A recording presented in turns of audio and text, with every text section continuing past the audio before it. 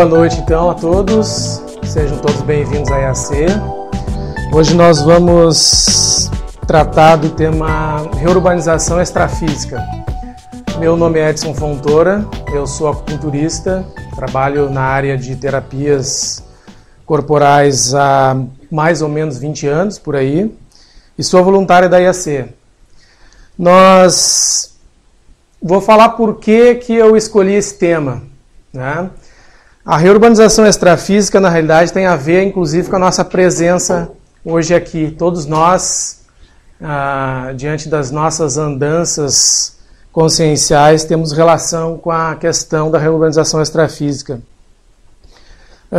Das casuísticas, que eu vou falar para vocês também, justamente com a questão da temática, da teoria, as casuísticas das minhas vivências como estagiário aí do extrafísico, acompanhando alguns movimentos, né? Foi um dos temas, dos fatores que fizeram eu escolher esse tema.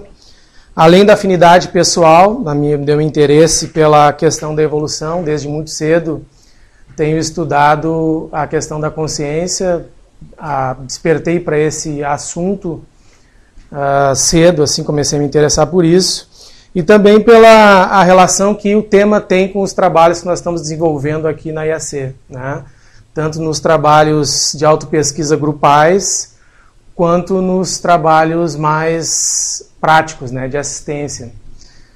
Então eu quero vamos ver se a gente faz aí ao longo desse período uma conversa, né, onde vocês podem me interpelar, podem fazer perguntas no meio, podem levantar a mão para a gente poder esclarecer alguma coisa, né? Aquilo que eu conseguir responder vai ser respondido hoje, o que a gente não conseguir responder vai ser respondido depois. Então vamos falar um pouco da conscienciologia. A conscienciologia é uma ciência que foi proposta pelo professor Valdo Vieira no final da década de 80, né? Embora os estudos dele remonte praticamente a sua vida toda, a conscienciologia ela esteve, vamos dizer assim, pronta para ser conhecida pelo público em geral a partir dos anos 80, devido às interferências, né, que a gente sabe que nós temos através dos tempos, processos ideológicos, religiosos, políticos. Então a ciência conscienciologia ela se foca na consciência integralmente, né? A consciência pura, a ideia do desenvolvimento da consciência. A consciência, ela não é o corpo. O corpo é apenas um dos veículos da consciência. Através desses parâmetros, a consciência se manifesta em várias dimensões e se desdobra ao longo das multi-existências, né? Da serialidade existencial, dos ciclos de renascimentos, de ressomas e dessomas. Vamos falar um pouco da IAC. A IAC foi fundada em abril de 2006, por iniciativa da professora Sônia Cerato e equipe de voluntários. É uma instituição conscienciocêntrica, então é uma instituição, como várias outras que nós temos na Conscienciologia, voltadas para a questão do estudo e do aperfeiçoamento da consciência. O Mater Pensene da IAC é educar para a multidimensionalidade, para a autolucidez multidimensional. O que significa isso? Mater Pensene é aquele pensamento que direciona, né? O pensamento mãe, o pensamento principal. E na IAC, uma das principais focos da IAC é o estudo, o desenvolvimento mental soma do conhecimento para que a consciência desenvolva essa percepção dela mesma, diariamente, no cotidiano. Das atividades da IAC, nós temos as palestras gratuitas, né? Gratuitas, que acontecem às quintas-feiras, agendadas, onde todos recebem comunicações. E os laboratórios. Nós temos o laboratório autopesquisário, que se realiza às quartas-feiras, às 19 horas, onde é um encontro dos autopesquisadores, é um laboratório grupal, onde são propostas todas a metodologia de conhecimento da conscienciologia na perspectiva do desenvolvimento mental somático, na perspectiva da pesquisa, na perspectiva da grupalidade. Temos o CIMACRO, que é o Colégio Invisível da Macrosomatologia. O Colégio Invisível é o encontro daqueles estudiosos, daqueles pesquisadores interessados no assunto do macrosoma, né?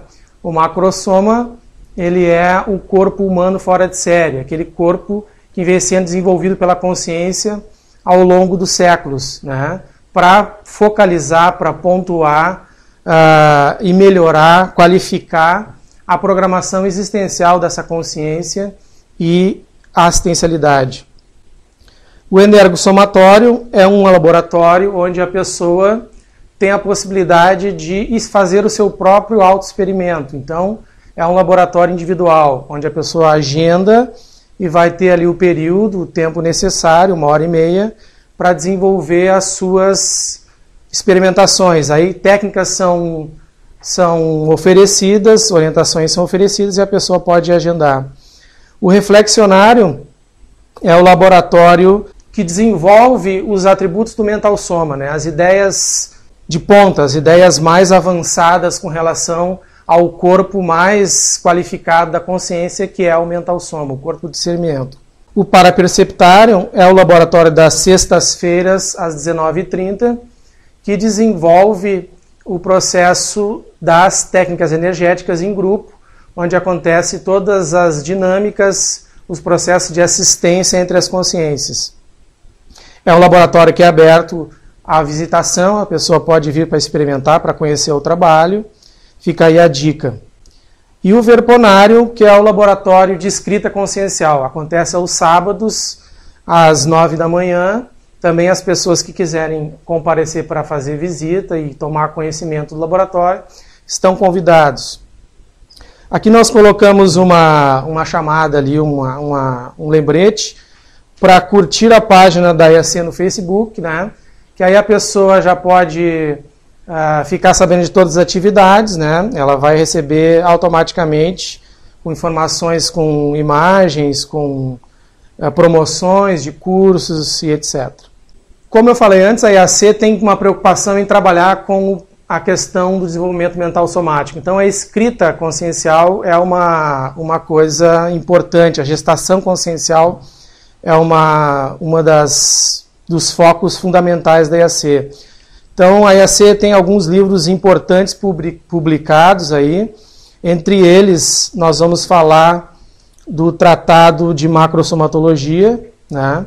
Que é um estudo que vem sendo feito, um estudo inédito que vem sendo feito, inédito na Terra, no planeta, pela professora Sônia Cerato e todos os colaboradores, né? E a partir desse tratado de macrosomatologia, há também o desenvolvimento da ciência macrosomatologia, que o Colégio Invisível está dando continuidade. Nós temos também um livro da professora Cerato chamado A Ciência Conscienciologia e as Ciências Convencionais, que é um livro que faz um paralelo entre as ciências convencionais, as ciências cartesianas e a conscienciologia. É um livro bem elucidativo e interessante. Temos o caderno da autopesquisologia, que é o caderno do pesquisador distribuído no laboratório da autopesquisa.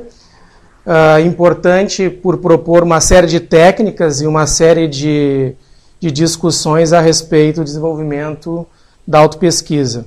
E além de outros pocketbooks também, com temas variados, a dessomatologia, grupocarmalidade, são os livros que estão disponíveis aí para quem quiser tomar conhecimento. Nós temos também o livro Estudos Introdutórios sobre o Macrosoma, que daqui a pouco vai ser já lançado, vai ser colocado à disposição dos pesquisadores, todos os interessados. É um livro muito interessante, de um tema, como eu já disse, bem pouco estudado e aprofundado. Então nós vamos definir agora a questão da reurbanização extrafísica ou Reurbex.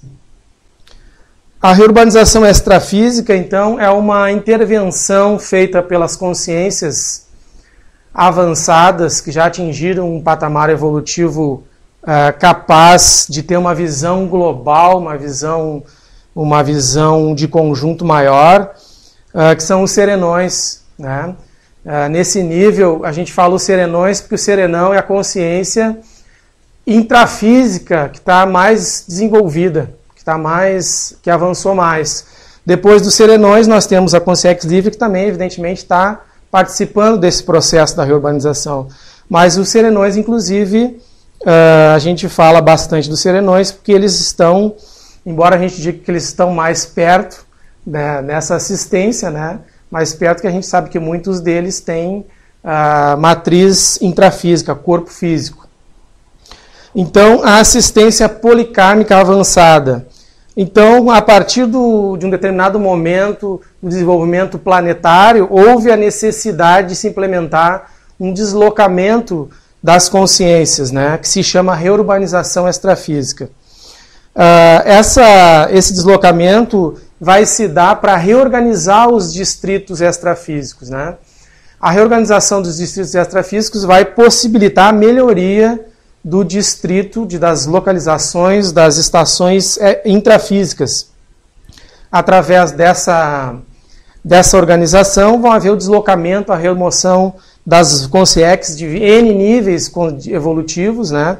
Principalmente que estão mais num processo estacionário evolutivo.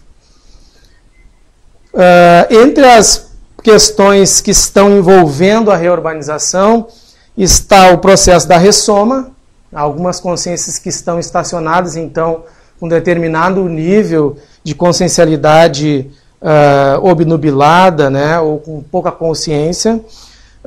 O processo dos cursos intermissivos, que vai qualificar a questão das consciências que tanto vão para estudos mais avançados, como aqueles cursos permissivos também mais básicos, onde as consciências saem de níveis de impacto consciencial para um nível um pouco mais de lucidez, né? E as transmigrações, que já envolve um nível mais complexo de assistência, onde vão ocorrer o deslocamento de consciências que já não se adaptam mais, talvez devido à nosografia, o comportamento dessa consciência, para outros planetas num nível evolutivo um pouco mais abaixo. Ou transmigrações a maior também, que são transmigrações de consciências que vão sair desse nosso nível para outro planeta para desenvolver um trabalho daí já num processo de assistência coordenada. Eu fiz uma linha do tempo da reurbanização no planeta Terra.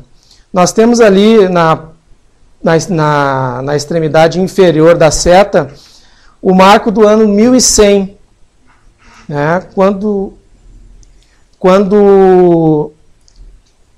começaram os trabalhos do serenão reurbanizador. Agora a gente vai desenvolver um pouco esse assunto do serenão reurbanizador.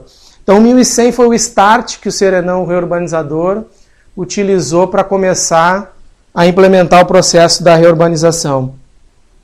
Logo em seguida ali nós marcamos a Renascença como um divisor de águas, né? A gente sabe que a Renascença foi um período da humanidade que muitos valores caíram por terra, principalmente os valores inculcados, os valores religiosos, e começou a partir daí o desenvolvimento científico, o desenvolvimento do pensamento, a escrita de uma série de obras que dividiram a filosofia, a medicina, a astronomia, a física, a química, etc.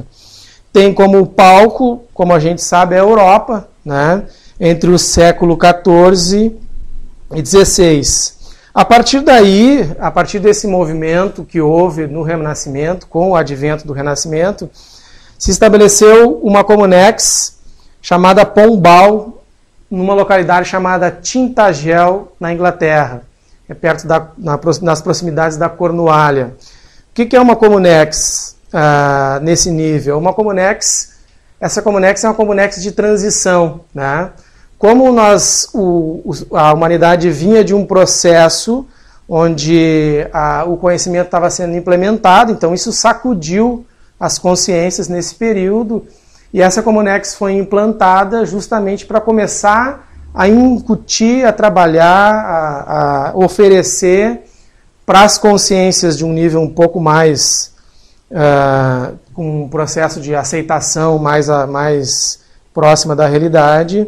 Essa Comunex serviu de palco para agregar essas consciências para começar um trabalho de educação consciencial. Essa Comunex ainda está ativa, né? Ela ainda existe. E aí nós pontuamos ali a partir dos anos 1950. Então, segundo o mesmo professor Valdo Vieira, a partir desse período, 1950, é que começam as reurbanizações num ritmo mais organizado e acelerado, né? Ampliar as possibilidades de assistência, não só na Europa, expandir esse movimento de assistência. A necessidade dessa assistência se deu devido aos resultados da Segunda Guerra Mundial, né? A gente sabe que a Segunda Guerra Mundial foi uma guerra mundial onde todas as possibilidades bélicas, né, mais avançadas que existiam foram utilizadas. Então, em 1950, já se tinha a bomba atômica, a bomba H já tinha sido experimentada na realidade, né? Muitas pessoas com sequelas da guerra, não só aqueles que sobreviveram, mas os parentes, as pessoas, os familiares. Então, todo o planeta foi, né, balançado com a Segunda Guerra Mundial. Então a Reurbex, a partir daí, tomou sua força definitiva. Nós pontuamos também ali a Comunex Pandeiro, que foi uma Comunex de transição, que ficou ativa entre os anos 70 e os anos 80, né, a final dos anos 80. Era uma Comunex que ficava localizada no plano extrafísico, na dimensão extrafísica do Rio de Janeiro. Então, essa Comunex, ela funcionava como se fosse uma grande nave espacial. Tá? Então, as consciências, elas volitavam, saíam do corpo, muitas vezes, claro, patrocinadas, eram buscadas nos seus ambientes, nos seus domicílios intrafísicos, fora do corpo, claro, e eram levadas para assistência, levadas para rememoração da sua ficha evolutiva pessoal, para atualização de conhecimento. Então, essa Comunex foi muito importante, inclusive, para fundamentação da Conscienciologia. Muitas pessoas que hoje estão na Conscienciologia passaram pelo Pandeiro, por essa Comunex. Em seguida, então, nós temos nessa linha a Comunex Interlúdio, que é no ambiente extrafísico, na dimensão extrafísica de Foz do Iguaçu. Uma Comunex que já tem um nível de complexidade mais avançada dos processos dos estudos de assistência, dos estudos mental-somáticos, do desenvolvimento do parapsiquismo. Então, uma Comunex que agrega uma série de fatores que muitas vezes a gente nem imagina como funciona, como isso se engendra, como isso se encaixa. E eu estou colocando o ano base 2013 ali como uma expansão da Reurbex pelo planeta, né? A partir de agora, todo mundo vai ter aí as suas experiências para poder vir dar seu testemunho, nos contar as histórias que possam acontecer. Ali embaixo eu coloco o rompimento da era consciencial. Então, é dado um start mais, vamos dizer assim, profissional para a estabilização e para o rompimento da era consciencial. Hoje, nós já temos um ambiente muito mais para falar de consciência, né? Na Idade Média, por exemplo, falar de consciência podia custar um assado na fogueira, né? Podia custar uma cabeça decepada, qualquer coisa desse tipo, uma língua arrancada, etc. Aqueles métodos, né, pouco recomendáveis. Nós vamos falar um pouco agora da escala evolutiva das consciências. Aqui nós temos o grande espectro de evolução, desde a consciência do seu nível mais básico até a consciência livre, que é aquilo que nós temos de mais avançado, né? Avançado para quem já teve uma possibilidade de encontrar uma consciência livre, que não é o meu caso, né? Então nós ainda estamos com o princípio da descrença, né? ativo para pesquisar e poder ter experiências aí em relação às consciências livres. Então vocês podem ver ali desde o número 1 até o número 14. Eu chamo a atenção para o número 1, para o número 2, né, que são as consciências que mais têm relação direta, né, são os clientes, são os usuários da reurbanização extrafísica. Não que os outros não sejam, inclusive nós, né, mas esses são as consciências que mais estão relacionadas com a reurbanização. Tanto é que esse livro, O Homo Sapiens Reurbanizados, escrito pelo professor Valdo Vieira, é um livro dedicado exclusivamente ao estudo da ConsRel, da consciência reurbanizada. Então nós temos ali o nível da escala evolutiva, avançando grau a grau, passo a passo no processo da autopesquisa, do autoconhecimento. Uma coisa que é interessante pensar é que esses níveis não são estáticos. Cada consciência vai conquistando, vai agregando valores do nível que está acima até evoluir, até chegar no patamar onde vai consolidar aquela energia, aquela característica. Falando um pouco da questão da era da fartura das energias, pode passar o próximo. Então, essa é uma teoria bastante interessante para a gente discutir, inclusive pelo ponto de vista científico, para aquelas pessoas que têm, às vezes, uma dificuldade de entender como a energia funciona, né? Como as coisas são, como a interação energética ela se dá nas interdimensões.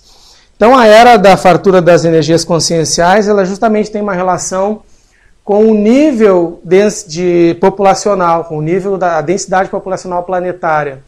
A gente pode pensar o planeta, evidentemente, como um grande corpo, né?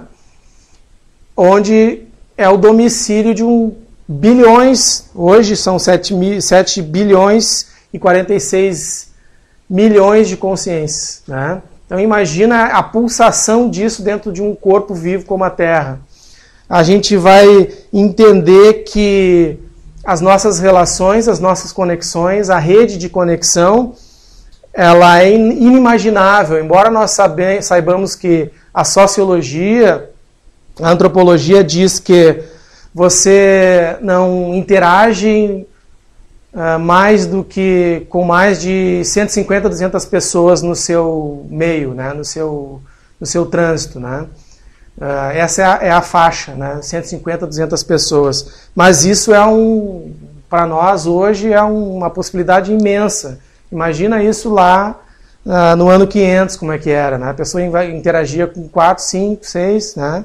Então essa possibilidade de interassistência e de intercontato vai gerar um nível de disposição, de disponibilidade energética no ambiente, formando a possibilidade dessa interação multidimensional. Os amparadores precisam desta energia biológica humana para poder fazer essa interface. Nada mais positivo e às vezes até para algumas pessoas dicotômico, né? Devido a uma série de situações que nós vivemos planetárias, de violência, situações políticas complicadas, de um lado, né? Essa coisa ainda da egolatria, do cultivo das maracutaias, da autocorrupção, e de outro lado, a possibilidade de uma assistência maior pelos amparadores. Nós pontuamos ali a questão da assistencialidade, da mega-fraternidade, da cosmoética,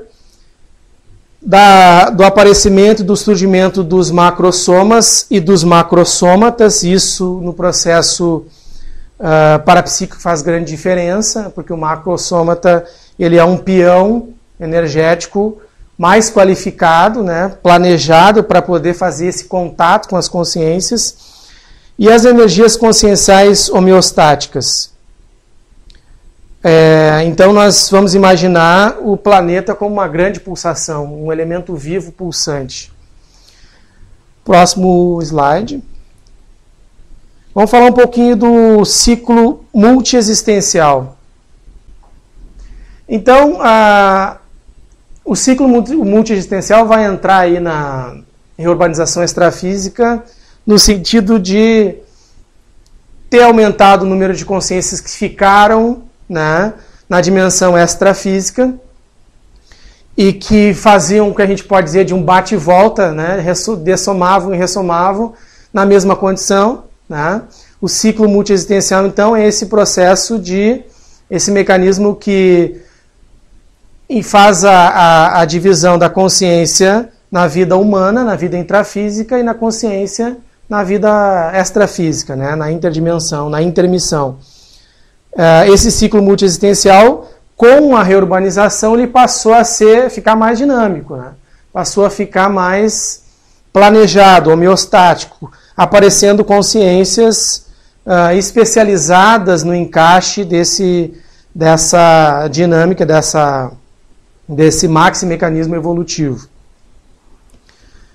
O próximo, vamos falar da serenologia. Como eu tinha dito antes, o serenão, ele é essa consciência com a possibilidade de ressomar mais avançada que nós temos na nossa evolução planetária, pelo menos para a nossa realidade planetária. E aqui nós temos que falar em relação ao serenão, que ele atingiu o nível máximo de evolução intrafísica e atingiu o nível máximo de compreensão da evolução para a dimensão intrafísica e para a dimensão consciencial. Dentro dessa perspectiva, nós temos o serenão reurbanizador, que é esse serenão que começou o trabalho lá em 1100 e que ainda no século passado, no século XX, estava ressomado intrafisicamente num corpo, né, num corpo restringido, né, num corpo oligofrênico. Ele tinha, então, uma espécie de retardo mental, onde ele estava restrito ao corpo, não tinha uma manifestação somática que pudesse interagir com as pessoas, então ele usava aquele corpo ali para fazer a sua de base para fazer o seu trabalho. Ele permanecia na Alemanha, né? Estava sediado na Alemanha. Em relação à evoluciologia, que é uma das disciplinas linkadas diretamente com a questão da reurbanização, nós vamos falar do evoluciólogo, o orientador evolutivo. Então, o evoluciólogo é aquela consciência especialista em tratar das dinâmicas da evolução consciencial. É o evoluciólogo que planeja as evoluções, né, as ressomas, que faz o rescaldo, a análise das dessomas, que encara a questão dos processos grupais, que faz esse link com o desenvolvimento da consciência em todos os seus níveis, em todas as suas características. O evoluciólogo também está relacionado diretamente com a questão da programação existencial, que é aquela ciência, que é aquela matéria, aquela categoria, conhecimento, que vai tratar de um plano de evolução para a consciência, né? A consciência vai aderir a um modelo, a um plano de desenvolvimento para ela cumprir, para ela desenvolver enquanto está no plano intrafísico. O evoluciólogo, então, é o coordenador, é o superintendente desse processo de evolução. Com relação aos trabalhos do evoluciólogo, nós temos a FEP, a Ficha Evolutiva Pessoal, que cada uma das consciências possui, cada um de nós possui uma FEP. Essa FEP é como se fosse o nosso paracurrículo, né? Ali está todo o nosso desenvolvimento, o nosso passado, nossos traços, as nossas possibilidades de evolução. Então, o evoluciólogo, ele tem lá nos seus arquivos a FEP dos grupos, a FEP das consciências. Nós temos o Código Pessoal de Cosmoética. Se a gente vai pensar na evolução, nós temos que pensar que a evolução vai ter que ser otimizada através de um código de conduta, de uma norma que seja universal, onde todas as consciências possam se guiar e poder ter ali o seu desenvolvimento. Então, o Código Pessoal de Cosmoética vai estar diretamente ligado à FEP, a Ficha Evolutiva Pessoal, né? Ali vai ser, o código vai ser o balizador das ações da consciência, dos pensenes da consciência e das energias da consciência. Como a evolução não acontece isoladamente, ela é um processo grupal, a evolução só acontece em grupo, nós temos o CGC, que é o Código Grupal de Cosmoética, que é um código já que vai ser aplicado no momento em que a pessoa já vai ter um entendimento maior da grupalidade, um processo de aprofundamento maior da evolução grupal. Seguindo... Deixa eu só te perguntar com relação aos cursos intermissivos. Sim. O evoluciólogo seria o orientador maior dessa parte, assim, antes da própria ressoma?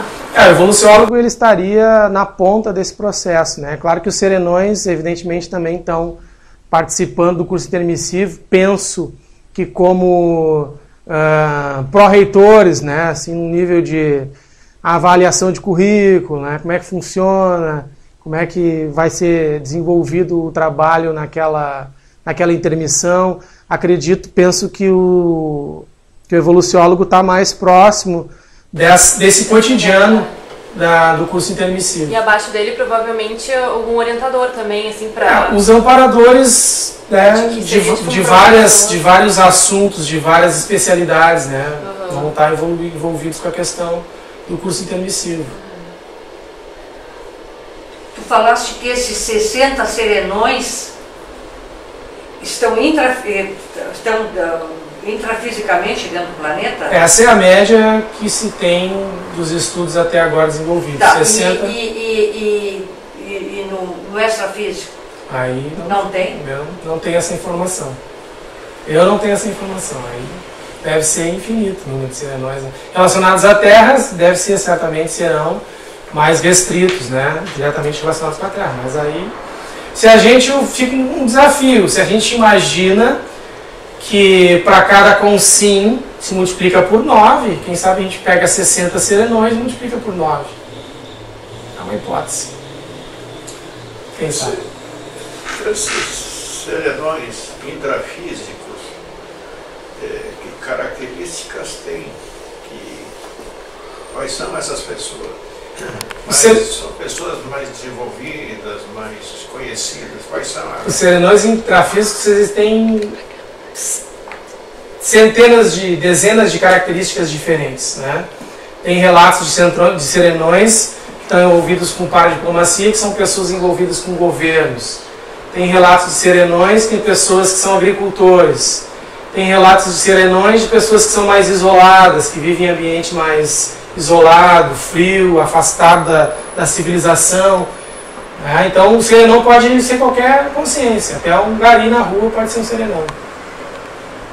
Sim, mas eu entendia que, de modo geral, o serenão é um indivíduo que alcança um nível de desenvolvimento. Isso que é interessante, que o nível de desenvolvimento dele é tão avançado que ele consegue ficar incógnito, né? Ele ficar sem aparecer. Ninguém sabe onde ele está, né? Desconfia-se da região, sabe-se mais ou menos as localizações, mas até agora ninguém sabe o telefone, o endereço, o e-mail do serenão, né? O desenvolvimento não está ligado ao corpo físico, né? O desenvolvimento não está ligado ao corpo físico. O serenão ele escolhe determinado local. Evidentemente, se a gente olhar a dinâmica da evolução, relacionado com o grupo dele, certamente, que nós aqui, por exemplo, dos 60 serenões que existem na Terra, pegar o número de consciências que estão aqui, cada consciência aqui pode ter uma relação com um serenão diferente, em função do seu padrão de energia, da sua para-história, da sua possibilidade de assistencialidade. Então, o serenão, o plano intrafísico para ele, a dimensão intrafísica, é apenas o local onde ele vai se estabelecer para irradiar o seu processo energético e o seu processo mental somático, para interferir anonimamente, né? O serenão, de qualquer maneira, é um extrafísico.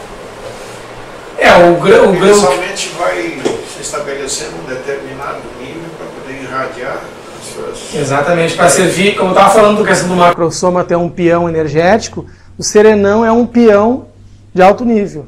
Tá? O trabalho assistencial que um serenão pode fazer não só mexe com a atmosfera do planeta, com as calotas, com o eixo magnético da Terra, as calotas terrestres, os processos climatológicos, como mexe com o comportamento das pessoas. Né? Pode propiciar um ambiente mais homeostático.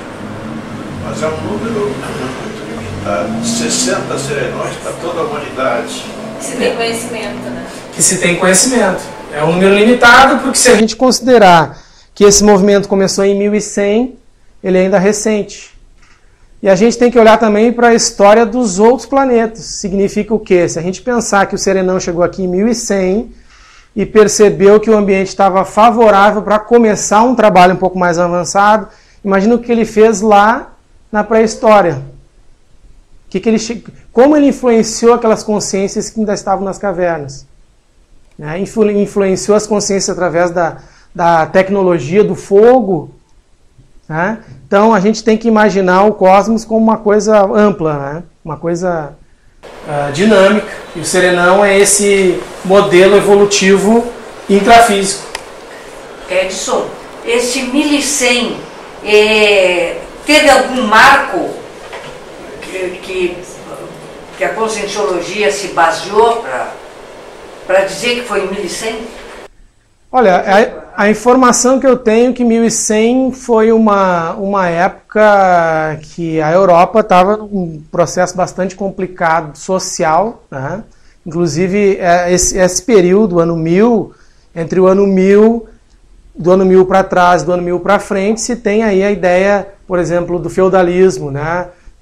Das colônias ali, dos vilarejos, das pequenas populações, dos burgos, e a partir daí começa uma organização social um pouco diferente, sendo composta por, claro, e num nível ainda muito rudimentar, a monarquia trazendo outros modelos, embora a monarquia seja um modelo capenga de administração e de política, né? Trocar a monarquia, o feudalismo pela monarquia é um pouco de melhora, né? A gente tem que considerar isso.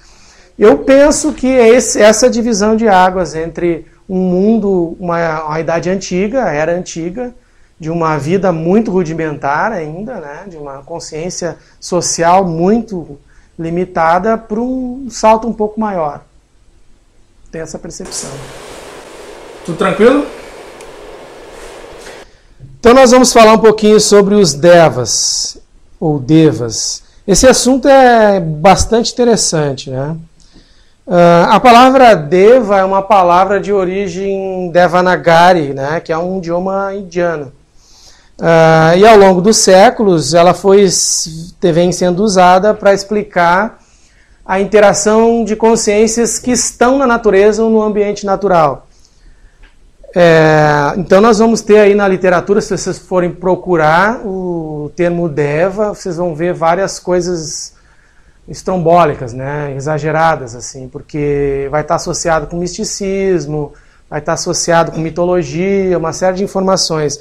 Mas a gente pode pensar e perceber que por trás da mitologia, por trás da imaginação das pessoas, pode ter uma informação que é real. Então os devas, eles são os amparadores extrafísicos da natureza, tanto para assistir os princípios conscienciais vegetais, quanto para assistir os subhumanos, os princípios conscienciais animais. Então para nós aqui é bastante pertinente falar dos devas, porque nós temos o simacro, nós temos o trabalho que está sendo desenvolvido com a pesquisa dos macrosomas esboçantes nos animais, né? A possibilidade de um indivíduo hoje humano, né? Hoje uma consciência humana, ter trazido já referências, ter trazido já em algum processo genético, alguma marcação, alguma clivagem para hoje manifestar lá na sua vida animal, na sua vida subhumana, ou na sua vida vegetal, vamos saber, né? embora a gente saiba que é mais raro as consciências nesse nosso planeta chegarem aqui como vegetais, né? Mas quem vai dizer que isso não começou numa outra orbe, né? Então os devas, eles se encarregam da dessoma dos sub-humanos, principalmente do mundo nessa estabilização do mundo civilizado, o boom das grandes cidades, do mundo urbano, fez com que as pessoas cada vez mais tivessem animaizinhos de estimação, gatos, cachorros, cavalos, né? Animais mais próximos da vivência humana. Então, inclusive, nós tivemos experiências aí extrafísicas com animais e encontramos animais que são amparadores de animais. Isso é uma ideia bem interessante, né? Que às vezes a gente não para pensar. Então, esses devas, eles evidentemente que são uma classe de amparadores, ligadas aos evoluciólogos e ligadas aos serenões. Muitas pessoas afirmam que consciência pode ser devas, assim como consciex pode ser devas. A experiência que se tem nos campos energéticos, bioenergéticos e assistenciais o aporte das energias, o aporte da energia imanente através da fitoenergia, da zooenergia, da hidroenergia, para ser usado como material de assistência, como energia, para ampliar o processo energético, para reconstituir os psicossomas, às vezes, das consciex, que muitas vezes a consciex só se movimenta se o psicossoma dela estiver de acordo com aquilo que ela pensava, com aquilo que ela imaginava, aquela dor que ela sentia, ela possa parar de sentir aquela dor. Então, para isso acontecer, tem que muita energia ser mobilizada, né? Ser deslocada. Tem algum papel das consciex devas no assédio? Quando o assédio está sendo... Tem um papel no desassédio, quer dizer? Não, eu digo no assédio de uma consciência. Entendeu? Não, entendi. Se devas podem ser consciex, então consciex podem influenciar as consciências. Mas aí os devas já estão num nível de influência das consciências homeostático, não é nosográfico. Mas pode ter ataque extrafísico de consciex se transfigura em animal. Se é isso que tu... essa pergunta? Pode haver. Aliás, a transfiguração é uma coisa bastante comum no extrafísico. As consciências se aproximarem da pessoa com determinada forma, às vezes com determinada roupa, com determinado padrão, para poder fazer assediar e fazer a vampirização energética. Geralmente quando a própria consciência tem medo, né? Também. Aquele determinado... Com certeza. Exatamente. Aí traz consigo o pânico, o medo. Relacionando com a holossomática, então, alguns padrões do processo holossomático que se relacionam com a reurbanização. Pontuei algumas coisas que são extremamente relacionadas, que são importantes nesse processo. O acoplamento energético. Se algum dos termos vocês não conhecerem, tiverem dúvida, vamos perguntar, vamos poder, de alguma forma, procurar esclarecer. As assimilações e as desassimilações, a autopesquisa e a reciclagem intraconsciencial, a clareaudiência e a clarividência, já como processos, como fenômenos parapsíquicos, a docência conscienciológica, a ectoplasmia, importantíssima, como eu falei, né, da atuação não só da energia imanente, como da própria bioenergia humana, né, energia que sai diretamente da membrana plasmática humana, de vários tipos de células musculares, nervosas e etc. O encapsulamento energético, o estado vibracional, as gestações conscienciais, ou seja, a escrita consciencial, a pesquisa, o desenvolvimento das ideias, a infiltração cosmoética, e aí trata-se da questão não só do amparador que se infiltra no plano extrafísico, como do amparador que utiliza a consim como infiltrado, a consim com um pouco mais de lucidez, com um pouco mais de tarimba, como infiltrado. A macrossomática, ou seja, o macrosoma expressado. A pangrafia, que é o processo da escrita mental somática, onde o paracérebro vai estar sendo utilizado de uma maneira consciente, lúcida, né? As consciências vão acoplar ali com o autor e vai haver o processo da escrita.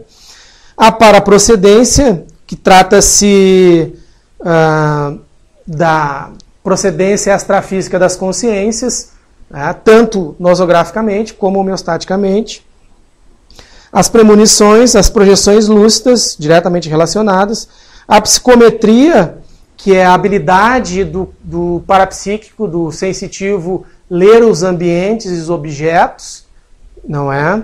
Para poder fazer o que se chama em reurbanização com a consim como elemento, ser o peão da descablagem energética. A descablagem significa um movimento que se usa, é uma palavra que se usa na reurbanização, que significa tirar, cortar as conexões. Esse termo descablagem vem das telecomunicações, né? É cortar as conexões, os cabos.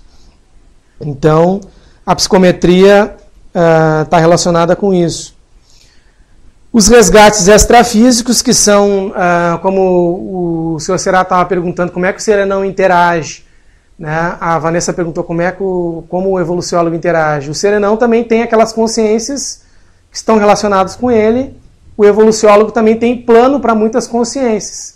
Muitas consciências estão lá num nível mais denso, da baratrosfera, onde a gente vai já esclarecer um pouco mais. Então, os resgates extrafísicos servem para ir lá buscar aquela consciência, ou aquele grupo de consciências que já saturaram, né? Porque a evolução também significa olhar para o processo onde a consciência já cansou daquele movimento, da errologia, e está querendo respirar, está querendo sair daquela condição para uma condição melhor. Está se predispondo de alguma forma. E às vezes esse resgate, inclusive, está lá descrito, né? Está ali descrito nos planos do evoluciólogo como a atualização da ficha evolutiva de determinada consciência ou grupo de consciências. Nós temos as retrocognições e a TARES, a tarefa do esclarecimento, que vai ser o movimento que vai potencializar a participação da consciência e o entendimento da consciência. A tarefa energética pessoal, a TENEPS, através do trabalho diário do tenepsista, e o voluntariado conscienciológico. Então, através de todos esses mecanismos, nós vamos ter a holossomática relacionada com a reurbanização. Essa parte aí, a infiltração cosmoética. Isso. Gostaria de debater um pouco mais sobre isso, entender um pouco melhor. Uhum. Como é que é essa infiltração cosmoética? O infiltrado cosmoético é aquele que está cumprindo uma função, vamos imaginar assim, alguém que tem uma missão de entrar no ambiente e conhecer o ambiente positivamente, a partir de uma perspectiva cosmoética. Ele vai ver ele vai pesar todos os trafores que tem aquele ambiente, para poder perceber o que pode ser melhorado a partir daqueles trafores. Ele não vai se focar nos trafares do ambiente. Porque se ele já é infiltrado, significa que ele está indo lá para tentar fazer uma aproximação, seja em função de algum trabalho que possa ser desenvolvido. A gente vai pensar na reurbanização, isso começou em 1100, né? Quantos infiltrados cosmoéticos já haviam no planeta, infiltrados intrafísicos, observando e preparando o ambiente para esse momento, para os momentos subsequentes. Então o infiltrado ele vem como um investigador extrafísico, né? Alguém que vai fazer um apanhado de tudo que está acontecendo. E a partir daí ele vai poder acionar, vai poder participar a equipe vai poder, a Equipex, a equipe extrafísica, vai poder traçar um plano de desenvolvimento e de atuação naquele ambiente específico. Isso é só extrafísico. Então, quem vai fazer essa avaliação são as consciências mais relacionadas com a evolução. Mas a infiltração também pode ser intrafísica. Pode qualquer sensitivo, o epiconlúcido, o tenepsista, uma pessoa com um nível de sintonia com amparo ser um infiltrado intrafísico, né? Um infiltrado cosmoético. E às vezes o serenão é um caso, né? A maior, né? E às vezes a pessoa pode até ser um infiltrado e não ter consciência que é. Né? Os amparadores utilizarem a energia da pessoa num determinado momento, em determinada situação, o campo do ambiente ser transformado e a pessoa sendo infiltrada. Mas normalmente os infiltrados aí num nível evolutivo têm consciência da sua infiltração, da sua participação. Né? Então imaginemos que o infiltrado, a própria palavra diz, ele está ali naquele ambiente onde ele não é talvez bem-vindo, bem recebido. Então ele vai fazer planejar toda uma abordagem para conseguir penetrar nesse holopensene, nesse ambiente. As pessoas estão entendendo que existe essa infiltração? As pessoas estão entendendo. É um neologismo, é uma proposição nova da infiltração, né?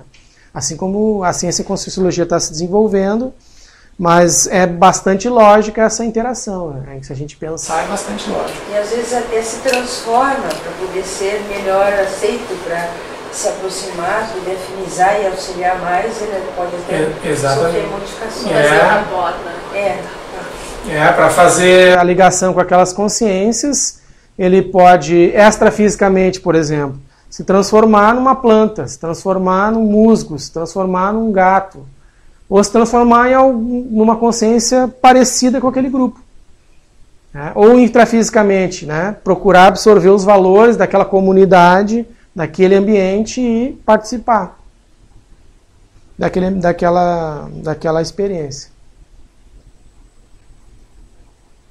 Seguindo, nós vamos para da holopensenologia. A holopensenologia, então, o pensene é o pensamento, sentimento e energia.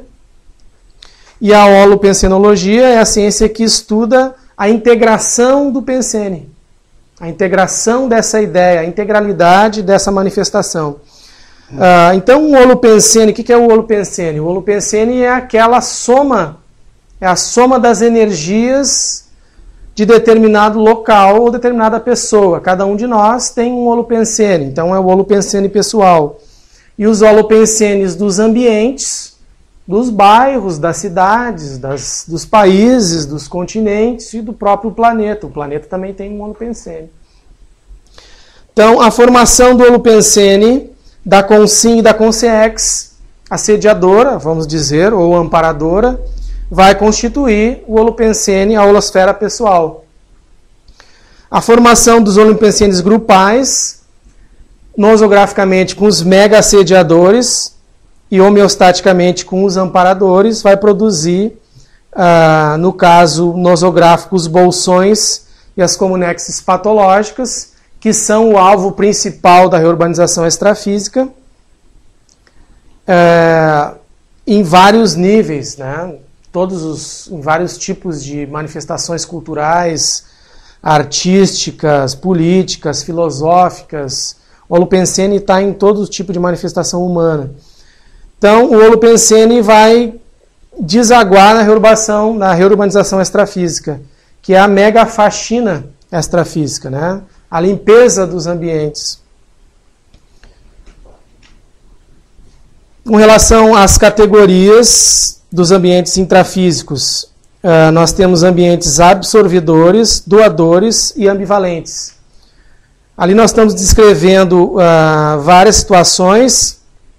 A gente tem aí aqueles ambientes em que a pessoa não precisa ser até muito sensitivo, muito sensível, né? Ela sabe que ir a um cemitério e se sentir mal é uma coisa meio que natural. Ir até um hospital, às vezes, sai se sentindo defasado energeticamente, né? Então ela vai ser usada, a energia dela vai ser requisitada.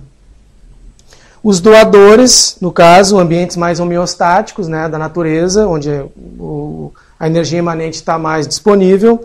E os ambivalentes, que aí vai depender da configuração que vai estar adstrita às relações aí da consciência. Então a gente fala que... Por que no ambivalente se coloca o templo religioso com essa possibilidade de ser neutro? Porque existem templos religiosos que têm muita assistência. Às vezes muito básica, muito primária, mas tem assistência. Né? Pega um exemplo de uma pessoa, não é o ideal evolutivo, mas pega o exemplo de uma pessoa que é usuária de drogas. Né? Ela vai estar numa vida de contravenção, vai para um templo religioso, acontece algum tipo de modificação nela. Não é o ideal, né? Mas pode ser um ambiente neutro para aquela situação específica. Né? E nós temos que avaliar dentro de cada caso. E a substituição de uma dependência por outra, como se nesse contexto. Nesse contexto temos que avaliar a questão do mal menor, né? Da consciência que sai de um nível totalmente degradado para um passinho um pouquinho melhor. Que talvez ela não conseguisse fazer mais que isso naquele movimento, naquele momento. Eu penso também que tem muita TACOM, né? Pois é. Sim, tem muita TACOM, é o ambiente da TACOM. Que isso eu acho que vai dar uma equilibrada, se a gente pode falar assim, na questão da manipulação também, né? Porque ao mesmo tempo que eles oferecem alguma coisa, eles absorvem daquela pessoa que eles estão fazendo a consolação, né? É uma faca de dois legumes. Então por isso fica ambivalente, porque eles dão, mas eles também tiram. Sim. Tem esse lado todo. Então quer dizer, cada caso vai ter que ser avaliado aí, né? Não é o ambiente ideal, mas é o que nós temos em algum momento aí. Edson, tu coloca motéis ambivalentes, por quê? Porque é um ambiente complicado, né? Aí vai depender do ambiente também. Muita coisa é bem complicado, né? Mas como a gente diz, pode acontecer movimentos, pode acontecer situações num determinado motel, né? Que pode ser um motel novo, uma instituição que recém foi, né, inaugurada, etc. Aí a gente coloca nessa qualidade de ambivalente porque tem que avaliar caso a caso daí, né? Essa situação. E por que o espetáculo artístico? O espetáculo artístico da mesma forma, porque muitas vezes a pessoa usa o espetáculo artístico como meio de se manter naquela condição psicossomática. Às vezes alguns espetáculos artísticos também não são recomendados para ninguém, né? As pessoas fazem espetáculos artísticos aí bem complicados, no teatro, na música, etc. E acabam propiciando um movimento de arrastão extrafísico dos assediadores muito mais do que qualquer outra coisa. A história dos cemitérios, o que tem em realidade em relação a isso? A pessoa vai a um cemitério e busca, ou seja, vai homenagear uma pessoa ligada assim. Se a gente pensar que o cemitério a ideia do cemitério é a ideia de cultivar a vida intrafísica. A pessoa já desativou o soma, corpo físico. E só existe a ideia de cultivar o corpo de quem já partiu em função das carências das consciências. Né? Como é que a gente vai homenagear uma pessoa que já não está mais aqui? No local onde estaria o corpo dela, que na realidade, vamos dizer que passando algum tempo, já não existe mais. Então está lá uma plaquinha com a foto da pessoa. qual é né, a gente tem que pensar qual é a lógica dessa manutenção dessa cultura. Um processo cultural, né, que ainda tem que ser melhorado, né, pensado, refletido. Seguindo aqui... O fato da pessoa chegando no cemitério, uma sepultura que se emociona em função daquele elemento que estaria lá dentro.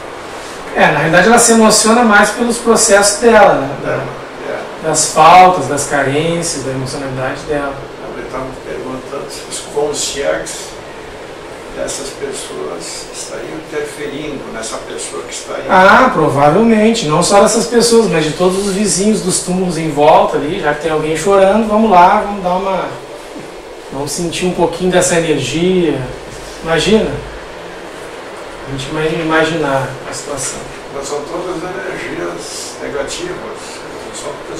São energias que estão ligadas no processo de aprisionamento, né? De falta de lucidez, porque a gente está falando de urbanização, é mudar o foco da consciência, é limpar aquelas histórias antigas da consciência para ela tocar o barco em frente. Essa é a ideia. Antes vinha ali absorvedores, organizações bancárias. Aí entra toda a questão da questão financeira, né? Da fome. Aos bancos em geral? Os bancos, por exemplo, as casas de câmbio, as instituições de empréstimo financeiro, tudo que está ligado com a questão do dinheiro. É um ambiente, se tu parar para pensar, quando tu entra num banco, num dia de pagamento, por exemplo, entra num banco perto do Natal, em datas comemorativas, tu vai sentir aquele ambiente. Não precisa ser em datas comemorativas. Não precisa. Eu trabalhei em banco. Não precisa. Não só o trabalho dentro do banco, como o trabalho em cima de um banco. Quando tu trabalha num prédio, né, onde tu tens vários andares, o banco embaixo, a fazenda. Exato, a fazenda. E aí tu trabalha em Trabalhei cima. lá também. Tu tem todo esse contexto em cima embaixo de ti, é difícil, o muito pesado. Muito pesado. E tem a questão de tirar vantagem também, né? Sim. Muito bem, vamos seguir. Dá um toquezinho para nós aí, faz favor. Então, nós colocamos essa ideia da dessomatologia. A dessomatologia é a ciência que estuda o mecanismo da dessoma. Então, eu coloquei essa ideia porque, me remetendo a algumas experiências que eu tive em algumas estações extrafísicas, aí como estagiário de amparador, e a gente notou em determinados momentos que, através da dessoma, o que prende muitas vezes a consciência na ideia da dessoma, a ideia contra a dessoma, a resistência à dessoma, a não aceitação da dessoma, é o fato da consciência ser eletronótica, ou seja, muito materialista, obnubilada, parapsicótica, não admitir a telepatia nem a volitação. Isso acontece muito na extrafísica, as consciências duvidarem que aquilo está acontecendo, mesmo assistindo aquilo acontecer na frente delas, elas não aceitarem essa ideia. E os comportamentos arredios e o rechaçamento da assistência. Então, na dessoma, muitas das ações da reurbanização acontecem para mobilizar esses pós-dessomáticos, as pessoas que dessomaram há pouco tempo ou os que já dessomaram há muito tempo. Então, a dessomatologia é uma ciência que ainda é um fato, a dessoma é um fato que apavora as consciências humanas, né? Seguindo... Deixa eu te fazer uma pergunta nessa questão da dessoma. Mas e as dessomas em massa, assim, como a gente teve esse caso de Santa Maria, que dessomaram muitas consciências jovens e junto. Então, a gente também pode aventar a possibilidade de ser uma reurbanização, essa dessoma coletiva. Sim, provavelmente. Inclusive, juntando as peças, como diz o nosso amigo Ricardo, do quebra-cabeça, né?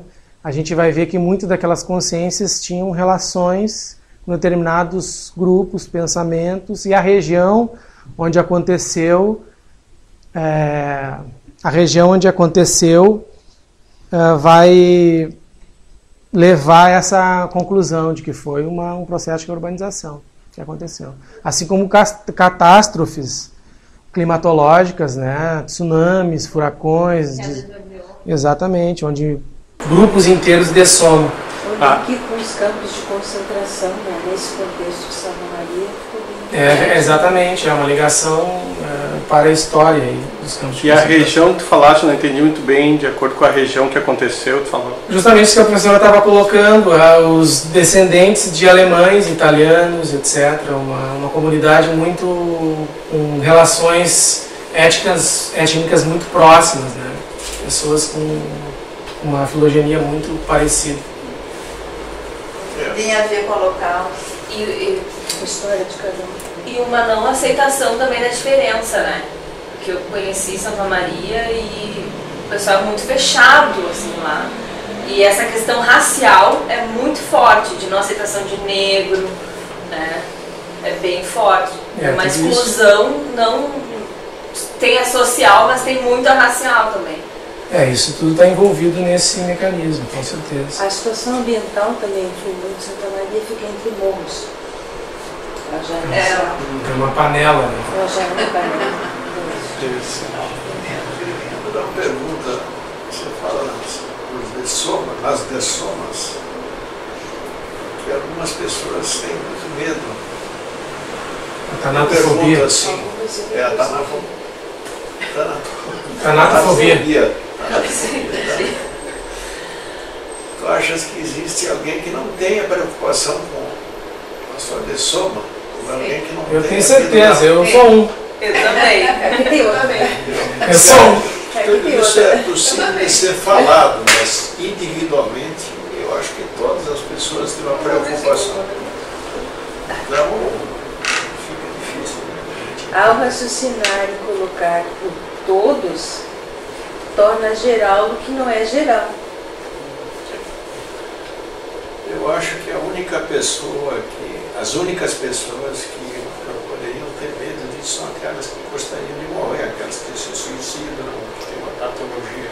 É o contrário. Esses até têm mais exatamente medo. O contrário. Esses é que tem medo. É o contrário. Como? É exatamente ao contrário. Esses têm medo. Quanto mais lucidez extrafísica a pessoa tem na sua história, nos seus experimentos, mais tranquilo e mais fácil é passar por uma dessoma. Abre a porta, fecha a porta e fica do outro lado. De certa forma, deveria ser assim simples. Isso que eu acho que é tranquilo demais para que as pessoas pensem assim, abre a porta, passa, fecha a porta. São poucas é o treino de abrir a porta e fechar a porta. Sigamos. Então a questão dessa paraelencologia dos amparadores, do mecanismo criado pelos amparadores em todos os níveis, evoluciólogos serenões e consciências livres no processo da reurbanização.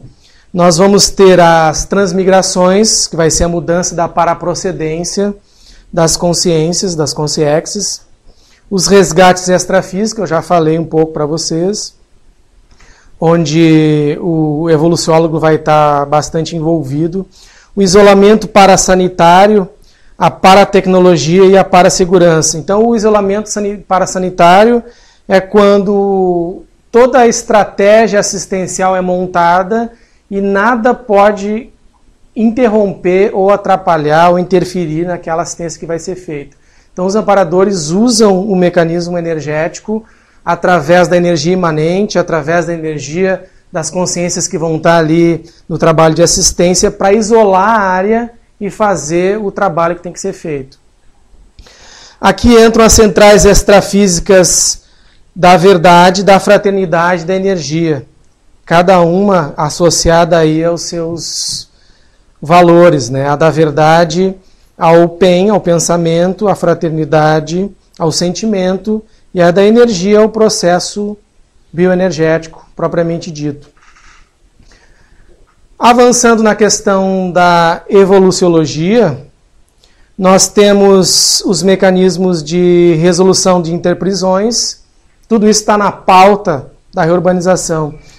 acariações extrafísicas, acertos egocármicos, grupocármicos e policármicos, né, aumentando cada vez mais o eixo, as correções de rotas evolutivas, aí, o aporte da bússola consciencial na outra direção, as atualizações da ficha evolutiva pessoal, as mini e as maximorexes, a paraterapêutica, a implantação do trabalho paraterapêutico utilizando paratecnologia avançada, como paramicrochips e instrumental extrafísico específico para determinada assistência, a infiltração cosmoética, nós já falamos, e as diásporas extrafísicas, uma coisa bastante interessante aí para os estudantes da história e da parahistória, né, onde os povos estão reescrevendo a sua história através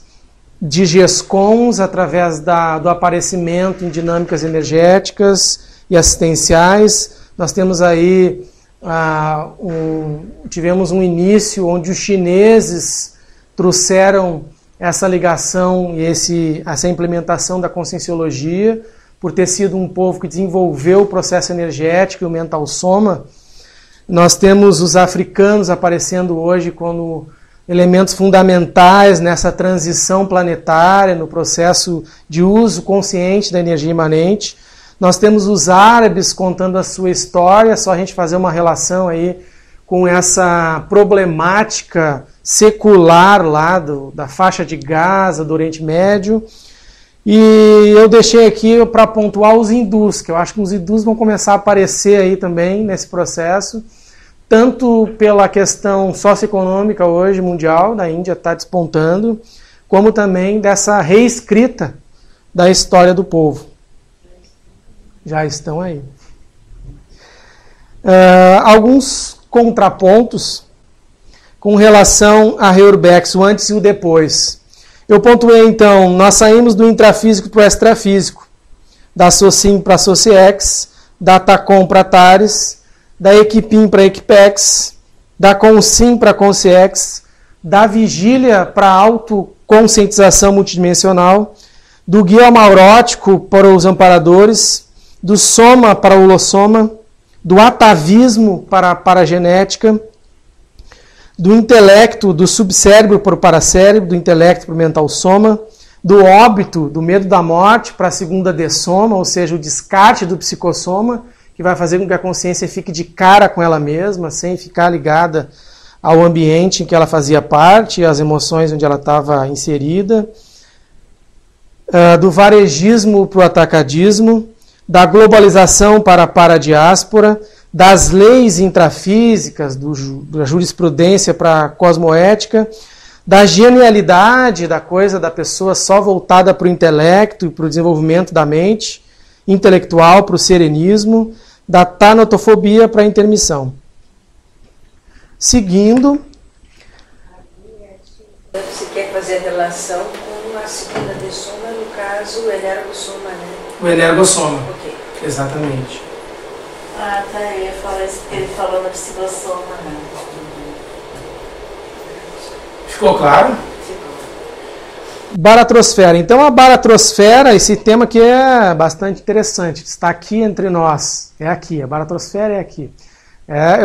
Esse tema baratrosfera, pesquisando, a gente vai às vezes até ouvindo a fala dos autopesquisadores que pensam na baratrosfera com aquele ambiente onde ainda tem os serial killer, né? O assassino, o bandido, não sei o quê, o Hitler, os ditadores, os malfeitores. Mas a baratrosfera é a dimensão extrafísica onde a consciência ficou presa e não conseguiu avançar. Seja qual for o trafar, seja mini trafar ou mega trafar, a consciência ficou na dimensão extrafísica ligada por aquelas sensações, aquelas ideias, aqueles pensamentos.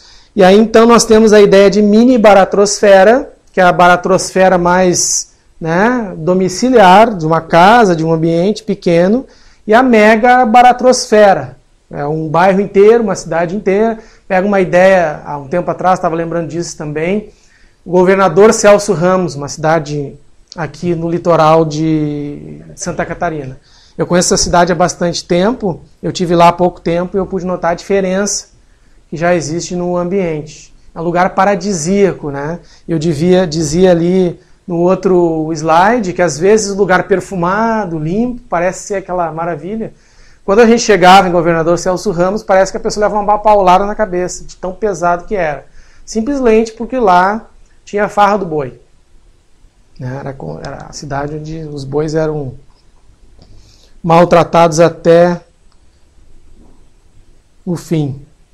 Então a desativação, o desmantelamento da baratrosfera, o fim da rodinha é o objetivo dos amparadores de alto nível, desmanchar esses elos para poder aliviar a tensão extrafísica, consequentemente incidir no intrafísico. Se na baratrosfera ficaria a maioria das consex, dá para falar? A grande maioria da humanidade está na baratrosfera, intra e extrafisicamente. Extrafisicamente, então, a cena é complexa de observar. A coisa é realmente, para quem já esteve lá, algumas cenas são impactantes. A gente não esquece jamais. Podemos seguir? As cons réus, então, as consciências extrafísicas reurbanizadas. A cons réu, então, é aquela consciência com fissuras comportamentais, psicossomáticas, mentalsomáticas, que de alguma forma estacionou no processo evolutivo. Ela vai ser, então, retirada desse local, deslocada, muitas vezes compulsoriamente, sem que ela queira ou não queira, está na hora de sair e já era. Elas possuem tendência às práticas anticosmoéticas. O processo da assedialidade pode ser consciente ou inconsciente. Às vezes a consciência é satélite de uma série de consciex ligada a determinado tipo de ação que está naquela vida intrafísica, associada àquelas consciex. Elas podem permanecer até 800 anos sem ressomar, então imaginemos aí a situação. Tem dificuldade de aceitar a normas e se vincular a processos de normativas, de regras e de convivência sadia. São conflituosas, possuem a patopensenidade como uma coisa recorrente, são instintivas, reativas e atuam através do subcérebro. No Homo sapiens reurbanizados, o livro que é dedicado às cons réus, são traçados 100 perfis de cons réus. Então eu coloquei ali, para a gente desassociar a ideia da cons réu, só aquela coisa assim temida, as cons réus arrependidas, as bairristas, as desportistas, aquela pessoa que não deixa de ver o seu joguinho, né, que faz tudo pelo seu time, pelo seu grupo, pelo seu carteado, pela sua etc. As fúteis, né, aquelas pessoas que estão aí, mas... né, o importante é o que está na revista, o que o artista está fazendo, o que está na televisão. Os idólatras de todos os níveis, né? E os antiprofissionais. Alguns exemplos que eu coloquei, assim, dá uma ideia de ser muito brando, mas são cons réus, né? Estão lá acumuladas. E essas que nós vamos assistir, além de todas as outras. São o nosso público-alvo. Os ciclos patológicos. Então nós pontuamos ali algumas coisas que estão relacionadas aos ambientes onde essa consciência pode estar inserida, os problemas comportamentais, os déficits sociais, cognitivos, vícios, automimese, paragenética, processos relacionados à própria síndrome da abstinência da baratrosfera. Então a consciência é deslocada do extrafísico, chega aqui e fica com saudade daquele ambiente nosográfico onde ela vivia lá na baratrosfera. Tem a ver com a síndrome do estrangeiro? Pode ter alguma relação. Embora a síndrome do estrangeiro também pode estar relacionada com coisas do curso intermissivo, né? Tem que se avaliar, mas pode aparecer alguma coisa aí também. A cons réu não escolhe classe social. É uma ideia também para se pensar. Seguindo, Aqui eu coloquei algumas ideias que aparecem na cinematografia, no cinema, filmes e na literatura. Dante Alighieri, com a Divina Comédia, mais do que conhecido, foi uma pessoa que olhou, teve um vislumbre, né? Certamente amparado, certamente inspirado da baratrosfera em vários níveis. O interessante é que ele, na baratrosfera, colocou toda a sociedade medieval. Toda a sociedade medieval. Né? Os papas, os reis, as rainhas, os políticos, né? Inclusive é de se pesquisar quais são os papas, as rainhas, os políticos que estão lá na Divina Comédia. O filme As 5 Pessoas que Você Encontra no Céu, a história de recomposição de consciências, aí, de uma consciência que dessoma e vai se recompor com outras consciências que ficaram para trás. E o filme Se Fosse Verdade, que trata da ideia de uma consciência que estava num processo de coma físico, né? E estava ligada ao ambiente residencial, não conseguia se desligar da sua casa. É interessante o filme. Falando agora da questão dos locais interditados e degradados. Aqui eu coloquei a BR-381, porque ela tem uma relação com a parahistória e com a ideia dos bandeirantes, né? Das bandeiras, das entradas e bandeiras, no caso das bandeiras. Ela parte do Espírito Santo e vai até São Paulo.